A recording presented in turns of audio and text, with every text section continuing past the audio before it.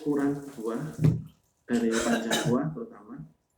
Ini untuk pesona 54 ini punya ukuran buah yang sedikit lebih panjang dibanding varietas yang lain. Jadi mungkin kalau 1 cm sampai 2 cm lebih panjang.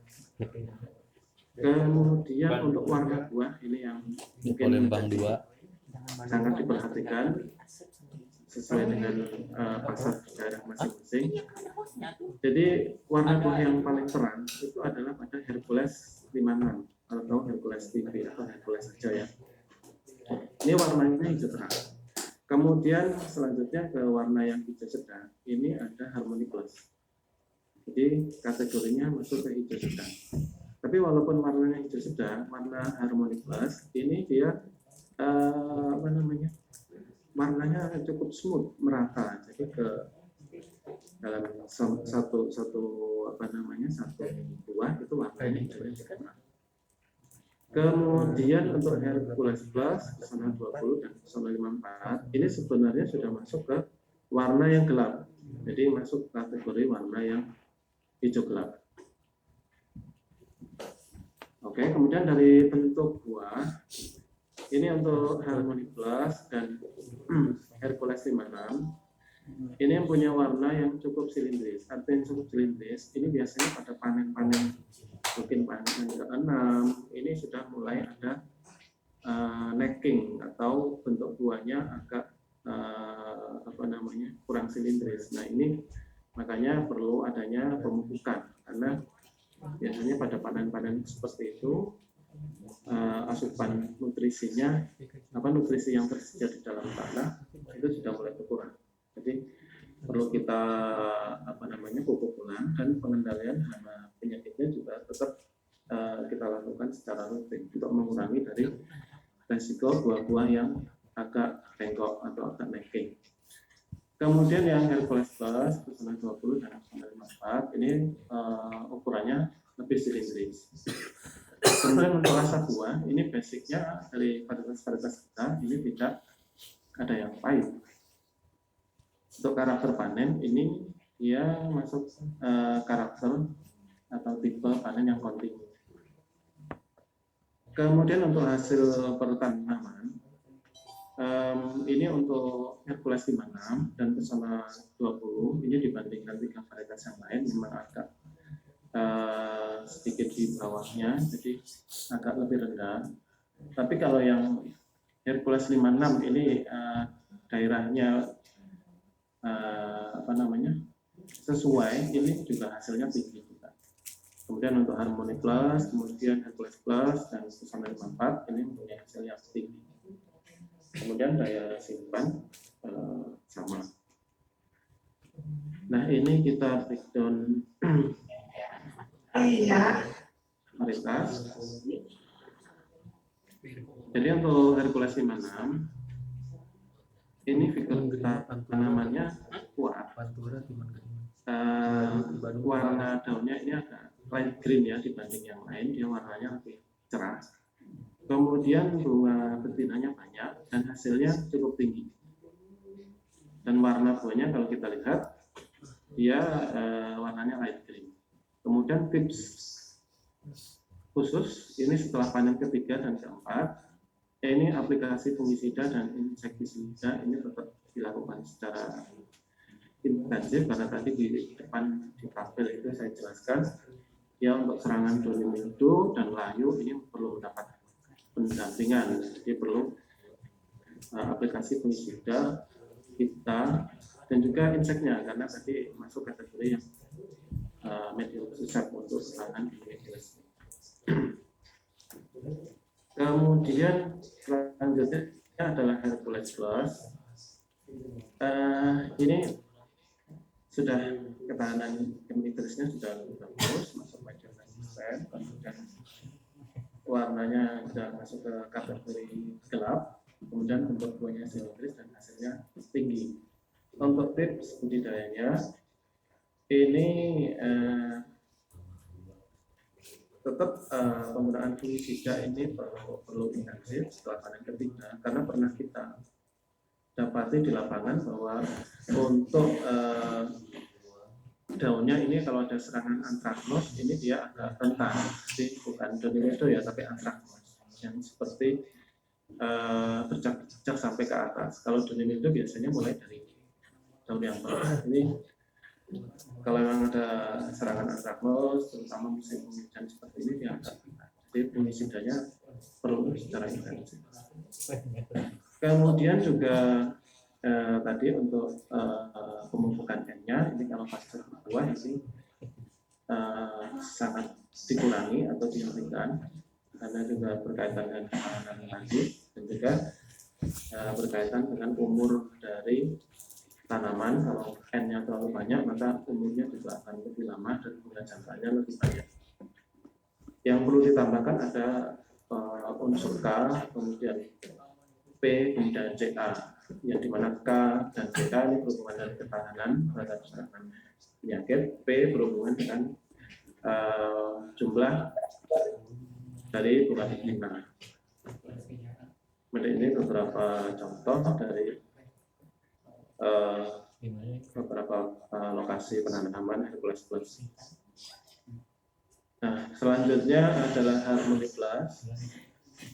Jadi Harmony Plus ini figur tanamannya kuat, cabangannya banyak dan buahnya banyak. Jadi ini satu varietas yang daya hasilnya tinggi. Kemudian warnanya green smooth atau green medium, di mana dia warna hijaunya sedang tapi merata. Kemudian bentuk buahnya cukup silindris. Kemudian tips budidayanya ini pada panen ketiga dan keempat perlu aplikasi fungisida dan insektisida berhubungan dengan tadi ketahanan terhadap Doniledo. Nah, ini beberapa performa dari Harmony Plus di sentra-sentra penanaman timun. Nah, selanjutnya ada Pesona 20.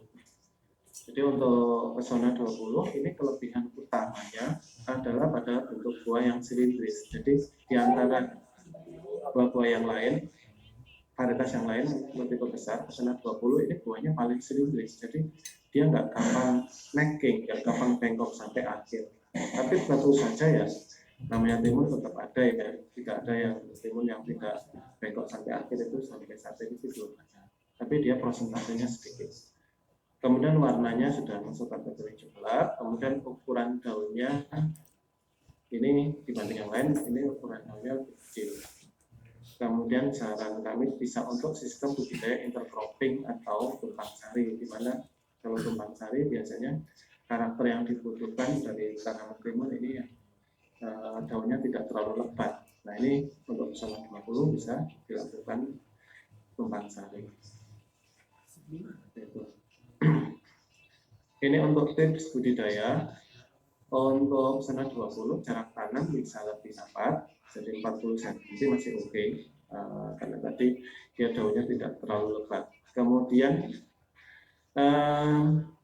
ini bisa dilakukan topping pada pucuk tanaman, jadi pada panen ketiga dan keempat ini bisa dilakukan topping. Jadi paling ujung dari tanaman itu ada tunasnya, itu kita buang. Jadi masih kecil kita buang. Nah, ini efeknya kalau kita lakukan ini maka tunas-tunas baru dari samping akan berkembang dan juga pembentukan cabang-cabang, kemudian pembentukan calon bunga ini akan meningkat karena konsentrasi dari nutrisinya ini sudah kita batasi sehingga lebih nutrisinya ke arah lateral daripada ke arah atas. Nah, ini beberapa di daerah penanaman. Kemudian untuk Pesona 54 ini ketahanan terhadap virusnya cukup kuat. Kemudian Doniledonya juga kuat dan layurnya juga kuat. Figur tanamannya ini cepat dan kuat. Cabangnya banyak dan produktif, kemudian berwarna hijau gelap. Tip khusus ini untuk Pesona 54 tetap juga pupuk N-nya kita hentikan pada waktu berbunga, kemudian wewel bunga, wewel cabang itu 1-5, kemudian ini panen di ukuran yang tepat. Jadi khusus untuk pesona 54 ini dia agak sensitif terhadap pembesaran buah. Jadi kalau kita buahnya over, ini nanti warnanya agak kuning. Jadi perlu panen pada waktu yang tepat, jadi tidak boleh telat panen. Dan juga dia sensitif terhadap cuaca. Jadi kalau misalnya saat ini banyak mendungnya atau penanaman kita mungkin terlalu rimbun, maka si pesona 54 ini warnanya agak muda. Jadi ini karakter khusus dari pesona 54. Nah, ini ada grafik jumlah buah pada waktu panen. Jadi untuk pesona 54 ini pada waktu panen ke-8 ini ya, ini jumlah buahnya akumulasi ya. Ini lebih banyak dibanding dengan varietas cek. Jadi dia produksinya tinggi. Nah, ini dari beratnya juga seperti itu. Nah, berikut untuk fotonya. Jadi ini masih pakai kode PCU 484 ya, atau pesona 54. Kalau kita bandingkan mungkin dengan si Zatavi ya, di sini dia warnanya memang tidak terlalu gelap dibanding dengan Zatavi. Jadi masih di bawahnya, gelapnya di bawahnya Zatavi. Nah, ini beberapa penanamannya di lahan petani.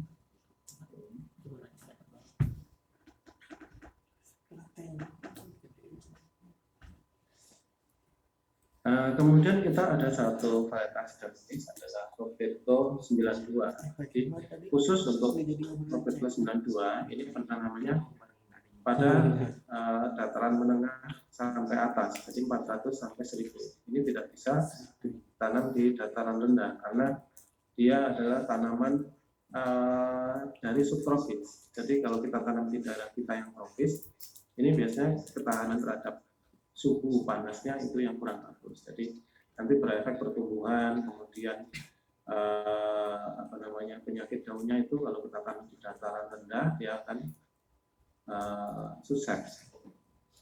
Nah, ini di samping itu ketahanan geminivirus ini juga termasuk sukses. Dimana kalau semakin rendah datarannya, serangan geminivirusnya semakin tinggi sehingga ini tidak kuat untuk serangan geminivirus. Layunya dan mildew-nya juga medium sukses, kemudian untuk busuk buahnya sudah medium resisten. Kemudian untuk umur panen ini biasanya mulai sekitar 35 hari atau kadang di dataran tinggi yang semakin tinggi bisa sampai mungkin 38-40. Jadi semakin panjang kalau datarannya semakin tinggi.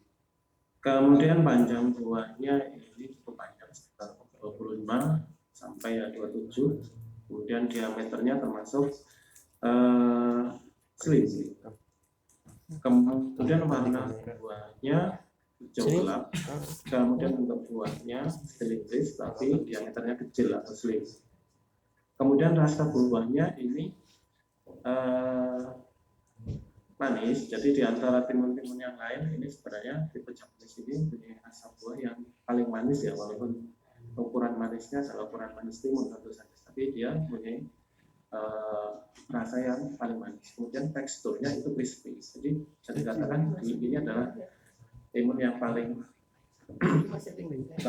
manis dan paling enak ya dibanding timun kategori timun tipe yang lain. Timun Jepang. Nah, ini beberapa di tempat sentra penanamannya Roberto 92. Baik, itu yang saya sampaikan untuk pemahaman terhadap varietas kita. Kemudian mungkin ada sedikit yang saya sampaikan berkaitan dengan budidaya. Saya sampaikan hanya poin-poin ininya saja, critical point-nya saja yang perlu kita perhatikan.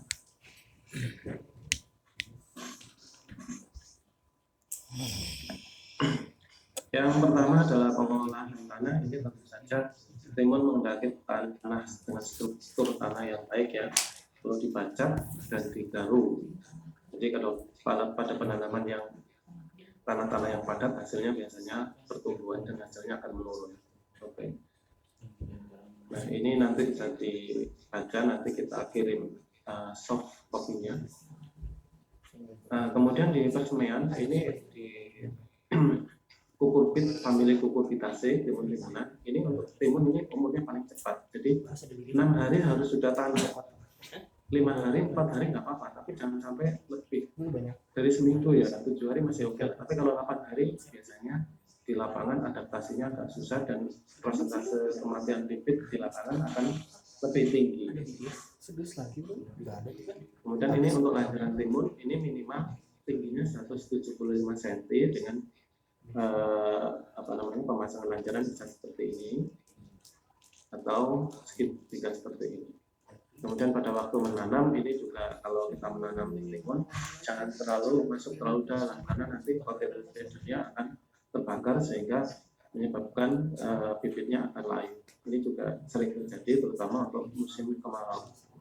Nah ini untuk jarak tanamnya, jadi umumnya timun jarak antar tanaman itu 50 cm, kemudian atap baris 60 cm. Nah ini salah satu yang penting adalah teknik untuk ikat dan wiwil, terutama untuk wiwil. Jadi untuk timun besar, ini wiwilnya dilakukan sampai pada ruas kelima. Artinya cabang-cabang samping ini kita lakukan pemangkasan atau kita sebut pewil-wilan. Jadi selagi kecil umur misalnya 2 minggu atau 20 hari ya biasanya ya, itu sudah keluar cabang lateral kecil. Ini kita lakukan pemotongan. Jadi tidak menunggu dia cabangnya sampai besar. Selagi masih kecil kita lakukan pemotongan. Efek dari pewiwilan ini adalah pertumbuhan ke atas lebih cepat. Jadi kadang kalau kita melihat tanaman timun yang tidak diwiwil, maka dia tidak naik-naik ya, karena dia konsentrasinya sudah terbagi ke cabang-cabang lateral ini. Kemudian yang poin selanjutnya yang penting ini adalah untuk aerasi udara. Jadi seperti pada musim penghujan ini sangat penting di bawah aerasi udara di daerah bawah ini bagus kalau kita lakukan pewiwilan sehingga serangan duni mildew itu tidak cepat ya. Memang akan terserang yang namanya duni mildew, tapi kalau ada pewiwilan ini akan lambat. Kemudian juga buah-buah yang ada di sini sebaiknya kita wiwil yang ada di batang ini ya, karena buah-buah yang ada di batang ini menyerap nutrisinya ini paling banyak. Kalau kita tidak buang, maka buah-buah yang ada di atas murah tapi murah ada kok, benar juga. Kalau yang ada buah-buah yang di atas ini akan berkurang. Nah untuk yang tipe kecil ini kita wiwil 1 sampai 2 ruas atau kadang 3 ruas sesuai dengan kondisi tanamannya untuk yang tipe kecil. Kemudian untuk pengairan ini kita lakukan sesuai dengan kondisi tanah, kemudian juga kondisi suhunya biasanya 1 sampai 2 kali seminggu. Nah kemudian ini untuk pemupukan, ini prinsipnya adalah pada waktu 0 atau pemupukan dasar. Nah ini konsentrasinya seperti ini. Jadi kompos sama dolomit sebaiknya kita kasih. Kemudian juga NPK kita lakukan pada waktu pemupukan dasar. Kemudian sebenarnya pada umur 7 hari ini kita bisa melakukan pengocoran. Ini adalah opsional atau kita melakukan sesuai kebutuhan tanaman. Kalau memang sudah di situ sudah pertumbuhannya cukup bagus, maka kita hilangkan. Tapi kalau dirasa memang di situ pertumbuhannya agak kurang, kita bisa mulai lakukan pengocoran pada umur 7 hari. Kemudian pada umur 14 hari kita bisa melakukan pupuk susulan dengan NPK. Kemudian pada umur 21 hari ini sudah mulai naik ke atas. Ini kita bisa menggunakan multi NP, di mana kita sudah mulai beralih ke P-nya ya, N-nya kita pilih yang sedikit saja. Kemudian pada umur 28, ini sudah tanaman sudah berbunga, kemudian sudah mulai buahnya pentil-pentil kecil-kecil itu. Ini kita utamakan adalah unsurnya adalah unsur K. Kalau kita bisa menggunakan di sini grade K, di mana unsur K-nya yang lebih besar ini untuk menguatkan dari organ-organ tanaman dari kerontokan. Kemudian umur 35 kita bisa melakukan penukaran lagi, seperti saya tadi katakan, ini sudah masuk fase mungkin panen kedua, ketiga kita perlu lakukan pupuk susulan. Kemudian 42 ini kita bisa melakukan pupuk yang kandungan unsurnya K dan P. Nah, ini prinsip dari pemupukan ini adalah, ini intensif ya, yang saya lakukan ini intensif sekali. Mungkin di beberapa daerah bisa dilakukan interval 14 hari, atau dilakukan tugalnya saja, atau perlu dilakukan pengocoran. Itu kita melihat kondisi tanaman. Jadi kita tidak bisa seperti rumus matematika yang pemberiannya harus dari sekian jumlahnya sekian, itu mainnya tidak seperti itu, tapi kita melihat kondisi tanaman. Oke, ini kemudian teknik pemberian pupuk susulannya. Kemudian untuk hama penyakitnya ini hampir sama dengan mungkin yang tadi tomat ya. Ini ada rebah bibit atau layu di persemian, atau kali sebut biasanya dumping off. Ini kadang di persemian ada yang seperti ini, agak basah kemudian akan kering. Nah, ini perlu kita aplikasi juga dengan fungisida. Kita bisa menggunakan Salmir atau Vicoli dengan cara disemprotkan. Kemudian Donimildo ini yang memang selalu menyerang di tanaman timun, baik musim kemarau musim hujan, dimulai dari daun bawah. Makanya kalau kita lakukan penyemprotan, kita lakukan terutama dari daun bawah ke atas gitu ya. Dan juga tadi secara teknis budidaya kita melakukan wiwil supaya mengurangi serangan dari Donimildo. Kemudian ini Donimildo ini ada seperti bubuknya. Ini biasanya banyak dijumpai pada kelembapan tinggi dengan suhu yang tinggi. Contohnya di dalam greenhouse. Jadi suhunya tinggi, kelembapannya tinggi, ini biasanya keluar si Donimildo. Nah, ini layu tadi sudah dijelaskan di depan, layu fusarium. Kemudian ada juga layu bakteri sama dengan yang ada di tomat. Kemudian ulat gerayak ini biasanya juga serangannya cukup cepat. Ini penyemprotan kalau untuk ulat ini sebaiknya sore hari atau malam hari, sehingga si ulat keluar kita semprot, maka dia akan banyak yang terkena dari semprotan kita. Kemudian ini kutu kebul sudah disampaikan. Kemudian ini trip, ini juga selain dia merusak secara mekanis, menghisap, menusuk, ada daun, dia juga menularkan virus, biasa kita sebut dengan tospovirus. Jadi sudah mulai ada, tapi memang tidak berat serangannya. Kemudian ini apit, ini juga selain merusak secara mekanis tadi, ini juga merupakan vektor dari virus. Ini ada CMV, kemudian ada Polyrovirus. Ini yang membawa biasanya si apis atau apis gitu. Jadi kutu-kutuan itu memang biasanya sebagai vektor. Ada kutu-kutu, ada tadi apis, kemudian ada trip, ini membawa virus. Nah, ini juga mite biasanya. Kemudian ada lirau hijau atau penghalang daun, di mana ini yang menyerang adalah pada fase larva dengan cara memakan jaringan dari daun, sehingga daunnya akan berbentuk tidak normal ya, karena ada garis-garisnya, ukir-ukirannya seperti ini. Baik, ini lalat buah, ini juga banyak menyerang pada tanah buah mentimun. Kemudian ulat tanah, kemudian nematoda, ini juga pada kasus-kasus tertentu di tanah berpasir terutama serangannya cukup banyak. Nah, ini panen biasanya umur panen 33-38, ukuran buahnya sudah sesuai dengan deskripsi.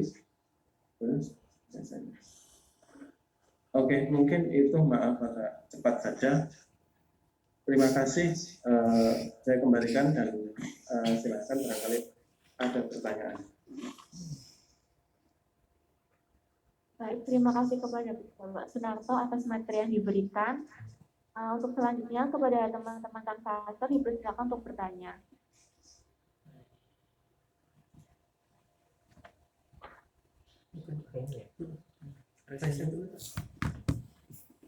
Baik, kepada deputasi dipersilahkan.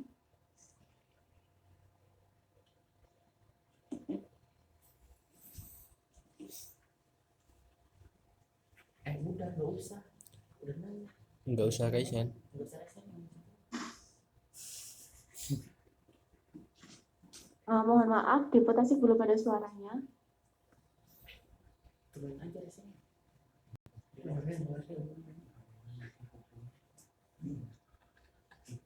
Jika belum ada suaranya, kami loncati dulu ya Pak. Kepada Depo Lembang dipersilahkan. Udah. Assalamualaikum warahmatullahi wabarakatuh. Waalaikumsalam. Perkenalkan Pak, nama saya Supriyadi, kami dari Bandung Timur. Ada beberapa hal yang ingin saya tanyakan terkait dengan model dan bagaimana. Pada timun model dan Iguana 23 ini ketika panennya itu maksimal bisa dipanen sampai berapa kali Pak? Kemudian pada panen ke berapa tepatnya diberi perlakuan khusus agar supaya panen tersebut hasil yang diperoleh dapat selalu stabil. Nah, terkait hal itu Pak, perlakuan khusus apa yang dilakukan mungkin itu Pak pertanyaan dari saya. Terima kasih. Baik, langsung kami jawab mungkin ya. Seperti kalau yang pernah, jadi yang untuk model 21 ini panennya bisa sampai 25 kali Pak. Itu kalau sangat optimal Pak ya, terutama di daerah-daerah kayak di mana itu di Bandung seperti itu, dengan catatan panennya setiap hari Pak.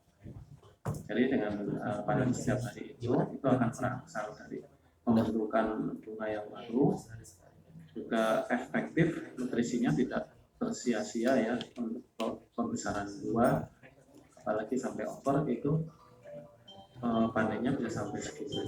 Tapi kalau di lokasi-lokasi yang mungkin dataran rendah sampai menengah, ini biasanya sekitar 15 kali gitu. Jadi memang pengaruh dari lokasi penanaman ini sangat berpengaruh terhadap jumlah kali panennya, dan juga pemeliharaannya tentu saja Pak ya.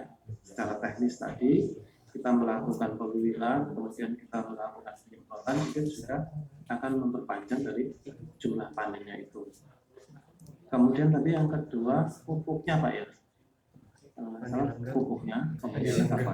Jadi seperti tadi saya sampaikan, jadi panen ke-3 ke-4 itu sudah kita susulkan pupuk susulan itu Pak, terutama untuk yang ditugal ya, karena ditugal itu kan pupuk itu akan tersedia dalam waktu yang lebih lama. Jadi ada 3 kali panen, 4 kali panen, kita sudah susulkan pupuk itu. Jadi nanti setelah ke belakang kondisi tanamannya kita cukup bagus karena kita tidak sampai kehabisan nutrisi. Karena kalau kehabisan nutrisi, kondisi tanaman sempat ngedrop, kita akan kesulitan untuk membuat tanaman itu lebih bagus lagi. Kemudian tip khusus tadi Pak ya, tip khususnya ya kalau tadi saya sampaikan unsur nitrogen itu Pak, memang terutama di musim penghujan seperti ini ya, kita hati-hati. Jadi pada waktu berbunga itu unsur nitrogen itu sedikit saja, atau kalau memang kita melihat kondisi tanamannya itu sudah cukup, kita hentikan saja. Nah itu berpengaruh banyak terhadap serangan hama penyakit, di mana semua hama, semua penyakit itu sukanya tanaman yang sukulen. Jadi tanaman yang kandungan airnya tinggi, yang ketas, itu istilah apa Jawanya, yang gampang patah itu paling suka. Jadi mau hama mau penyakit dia sukanya yang seperti itu, makanya kita turunkan tadi menggunakan itu tadi. Nah kemudian berarti khususnya ya panennya itu kalau bisa tiap hari. Tapi kalau di beberapa tempat seperti di daerah Kediri yang biasa nanam timun besar, ya kita bisa melihat memang tidak setiap hari, mungkin tadi polanya 2 hari 1 hari panen gitu, seperti itu. Ya mungkin itu Pak Supriyadi yang bisa saya sampaikan. Terima kasih informasinya. Sama. Baik, untuk selanjutnya dipersilakan kepada Depo Kediri.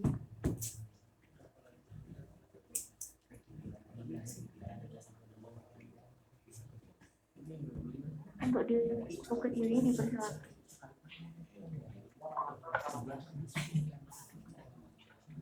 Mohon maaf, suaranya putus-putus Pak Yogi.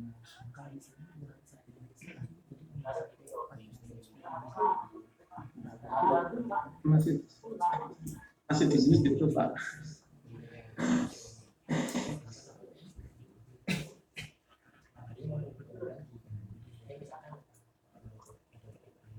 Apabila putus-putus bisa bertanya lewat kolom komentar saja, tidak apa-apa Pak.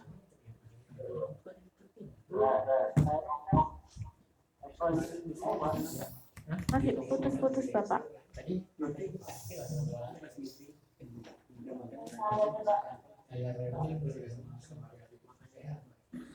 Baik. Apa kapal bicara Mas? Apa kapal bicara?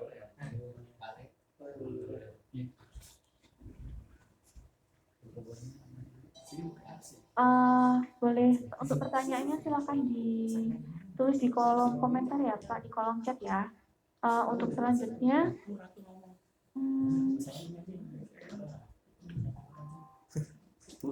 Depo Banten dipersilakan. Kenapa nih? Dia nggak bisa Oh, ada nasi putih Pak di bawah. Kasih kecap. Ada kan telur banyak. Depo Banten.